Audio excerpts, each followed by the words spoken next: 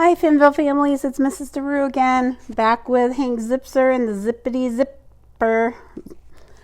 Boy, that's a tongue twister in the morning.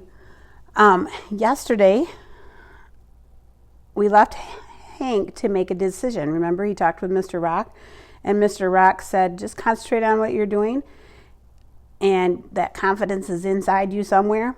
Do you think that Hank's going to take his advice and actually pitch? Let's find out. How did I get here? I thought. On the mound. I'm sure I said no over and over again to Ashley and Frankie and to anyone who would listen. But here I am with 200 people looking at me, every eye on me, every person waiting for me to do something, anything. Principal Love stood next to the bleachers, tapping his Velcro sneakers on the artificial turf, staring at me. It was exactly noon. We had been playing for almost an hour, and the score was 6-5 in favor of the yellow team. So that means the yellow team was winning. It was the last inning, and the blue team was up. There was still time for them to score and win the game. My yellow team had used 4 pitchers, and for one reason or another, they all had to leave the game. Even our ace, Ryan Shimatsu, who had pitched every one of his Little League games since first grade without so much as a sprained ankle, had to leave the field. Normally, Ryan's a ball-throwing machine, but wouldn't you know it, in the last inning of the Olympiad, he trips over second base on his way to third and lands on his right hand. That's his pitching hand. Uh-oh. I had been sitting on the bench the whole time. Actually, I had been sitting on my mitt with the ball in it, which is not at all that comfortable. Papa Pete hadn't shown up with Cheerio. My confidence level was so low that it felt like it was around my ankles. Ooh, that's pretty low. When I saw Ryan catch his left foot under second base bag, my heart sank. He flew through the air as if in slow motion, bounced on his right side, and landed right on his pitching hand. Everyone in the stands was up on their feet. Only one person on that whole entire field was high-fiving the rest of his teammates. Yep, you know who it was. Of course you do. It was Nicky Ticky McKelty. All right, the big moron yelled. They lost another pitcher. Blue team rules. That's not very nice to be happy when somebody gets hurt. Miss Adolph, who was umping the game, ran as best she could to see if Ryan was okay. Here's Miss Adolph. Can you see her in the picture?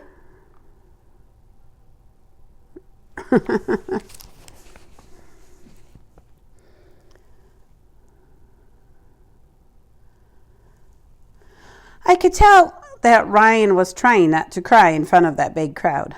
I know how he feels. I started yelling, "Way to go, Ryan! You're the coolest!" Ashley tried to put me in to pitch for Ryan, but I refused.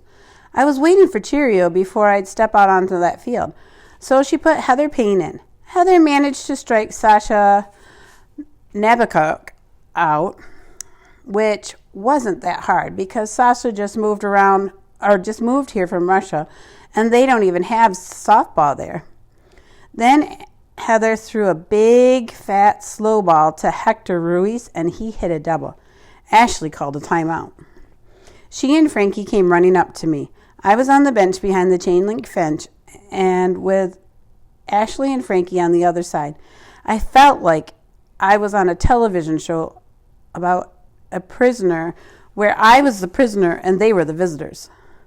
"Hank, we need you," Ash said. "No, you don't," I answered. "Yes, we do," added Frankie.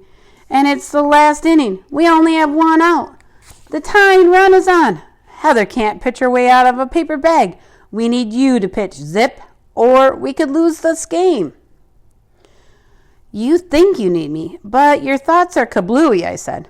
"Hank, we're out of pitchers," Ashley pleaded. "Come on, you can do this. As manager, I know these things. You've done this before, Hank." Yeah, in the empty courtyard of our building, I thought. "Hey, Frankie, you do it," I said, as if I had just come up with a great idea. I'm catching," Frankie said. "Hank, breathe." And I'm talking really deep breathing. All you have to do is just listen to the sound of my voice. Hey, guys, turn around, I said to Ashley and Frankie. They did, and they saw what I saw. The entire crowd was leaning forward, trying to hear what was going on. Hank, you can do this. Correction, you have to do this. Just keep your eyes on where you want the ball to go, Frankie said, getting into my face. It's you and me. We can do this. But I'm scared, I whispered. I can't stop my hands from shaking. I put my hands in my pockets so that no one would notice them quivering. I looked out into the stands, hoping desperately that Papa Pete had arrived with Cheerio. He hadn't, but I did see my mom and dad walking out onto the field. Emily was with them, and she was looking very happy. She probably knocked him dead in the brain buster. And here I was, too scared to even go out on the field. All of a sudden, Nick the Tick started yelling at me from the blue team bench. Pitcher has a bellyache, pitcher has a headache, pitcher is a wimp. His team started laughing real hard. Miss Adolph left her place behind home plate and headed straight for us. I'm not trying to be rude, but you've got to see Miss Adolph in her umpire's outfit. She looked prehistoric, with her face mask and chest plate and leg guards that went from her knees to her ankles. She looked like a very angry brontosaurus. The shin guards made her walk stiff-legged, so she kicked up a cloud of dust as she moved toward us. Oh no, this is just what I need now, I said to Ashley, who turned around just in time to see the Adolphosaurus looming large above her. Manager Wong, what seems to be the problem? Miss Adolph snarled. I'm just making a decision about who's going to pitch, Ashley said, trying to sound casual. If you don't make a decision right away, and I mean in 15 seconds, the blue team will win by default. Am I clear? Miss Adolph said. That means if she doesn't decide right away who's going to be the pitcher, then Miss Adolph's going to decide that they just lose. Miss Adolph, we truly need Hank on the mound, but he's afraid he'll make a fool of himself, Frankie explained. Just concentrate, Miss Adolph told me. Keep your eye on where you want the ball to go. That was actually some pretty good advice. That's exactly what Frankie told him, Ashley said. Yeah, we're talking word for word, Frankie said. Oh, great. Just great. Let me see if I've got this right, I thought. My parents are both here with my smarty pants younger sister. Nick the Tick is yelling at me, and his blue team is falling all over themselves laughing at me. Miss Adolph has given me 15 seconds to walk out to the mound and embarrass myself for as long as I live or lose the game for my team. And I feel... What do I feel? I feel like throwing up. Hank, it's now or never, I said to myself. Go, feet. Walk out onto that field. On your mark. Get set. Go. He's trying to give himself a pep talk. Okay, Frankie, it's you and me. I did it. I walked onto the field without saying another word. I did not look to the right or the left. I did not even look at my parents. As I made my way to the pitcher's mound, all of a sudden, out of nowhere, I heard a full orchestra playing marching music in my head. Concentrate, Hank, I kept repeating over and over. I turned around to face home plate. Frankie was right there where he was supposed to be, kneeling down in the catcher's position.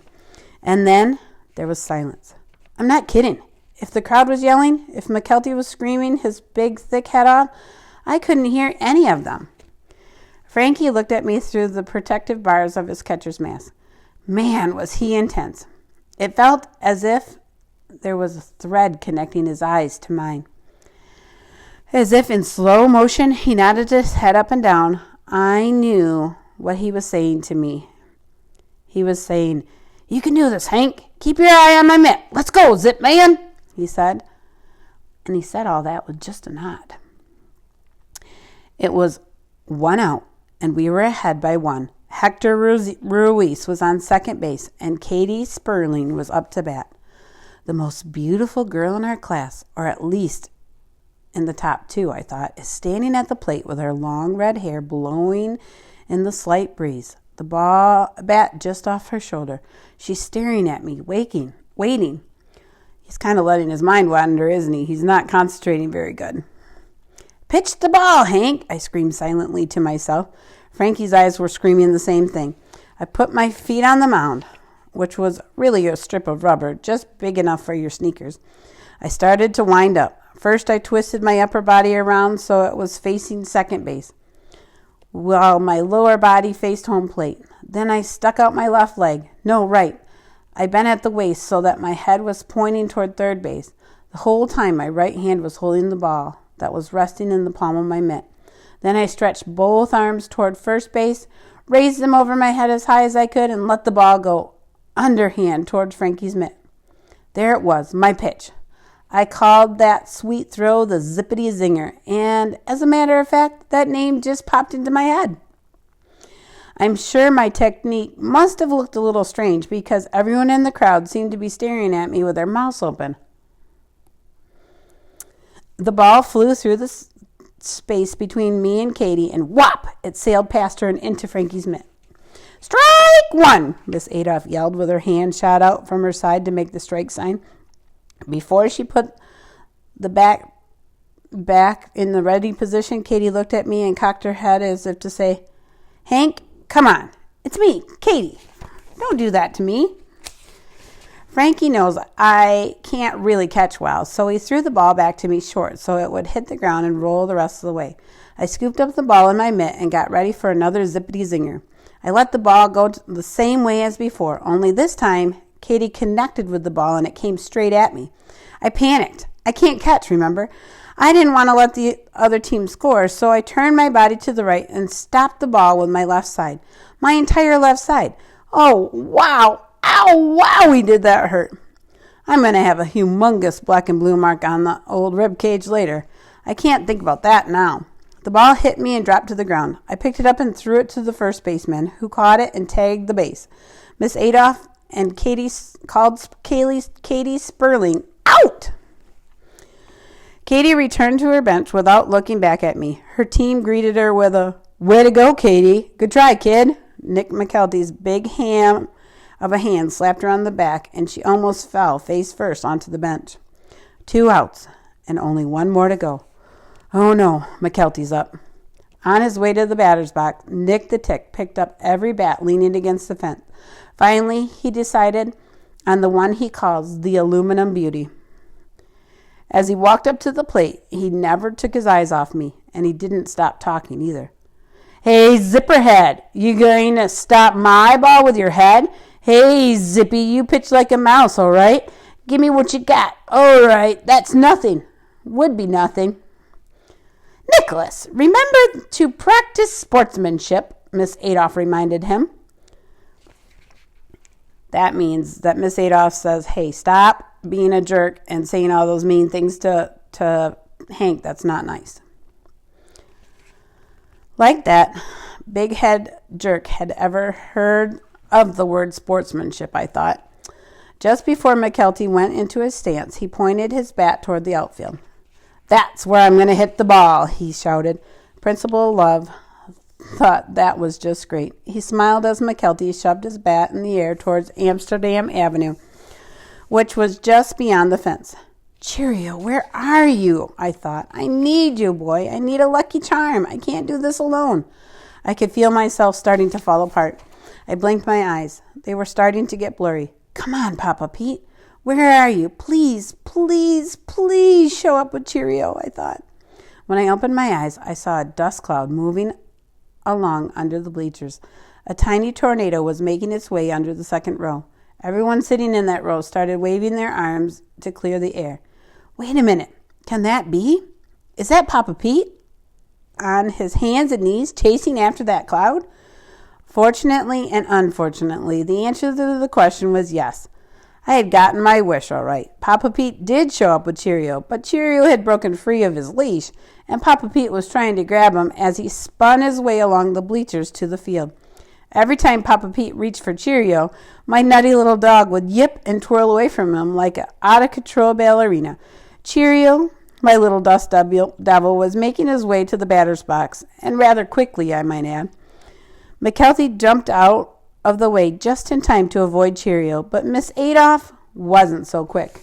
Cheerio spun onto the field, doing his crazy circle dance around her. She tried to step out of his way, but she couldn't move too well with her umpire gear on. Cheerio lodged himself somewhere between her right foot and her left foot and kept on spinning. Miss Adolf went down like a sack of potatoes. She sprawled on the dust like a brontosaurus trapped in a tar pit, and the cherry on top was Papa Pete crawling like a gigantic version of the land crab, trying to grab Cheerio's leaf just before that hot dog took off again. I couldn't believe my eyes. One thing I did know, however, my life as I knew it was now officially over. So much for the Hopi totem spirits. Here's Mrs. Adolf getting all wrapped up with Cheerio the dog. See Cheerio down there by my finger? I'm sure that was something funny to watch. I don't know. Do you think that Hank can recover from all of this? Do you think Mrs. Adolf will be so mad that she kicks him out of the game? Or that she'll cancel the rest of the game? We'll have to find out tomorrow. Hope you have a great day. Bye.